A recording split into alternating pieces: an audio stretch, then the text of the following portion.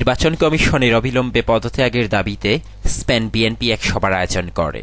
Spain BNP সভাপতি খুরশেদ আলম মজুমদারের সভাপতিত্বে ও সেক্রেটারি আব্দুল কাইমের পরিচালনায় এতে বক্তব্য রাখেন লুৎফুর রহমান, টিপু সুলতান, শাখায়েতুল্লাহ, মনিরুজ্জামান মনির, তালাত মাহমুদ উজ্জ্বল, মনোয়ার হোসেন মনু, ডাক্তার দুলাল আহমদ। তুমি রাজনীতিবিদের সাথে বেয়াদবি করছো।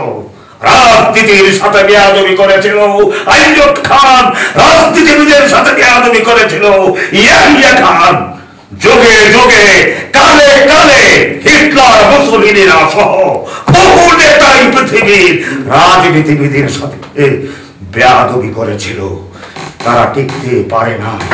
যারা একাধিকবার বাংলাদেশের মাটিতে একটি দল সম্পর্কে হয়তো বিতর্কিত কথাবার্তা বলেছেন, একজন বিচারক কখনো কোন দল সম্পর্কে হয়তো বিএনপিকে খণ্ড বিখণ্ড করার যে পায়তারা করেছেন এবং বিএনপি সম্পর্কে যে কুমন্তব্য করেছেন, আজকে বিএনপির সামান্য কয়েকজন সদস্যদেরকে নিয়ে যারা বিতর্কিত, তাদেরকে নিয়ে ওনারা যে খেলায় মেতেছেন, তাদের এই কুমন্তব্য কখনোই বাংলাদেশের মাটিতে সফল হবে না।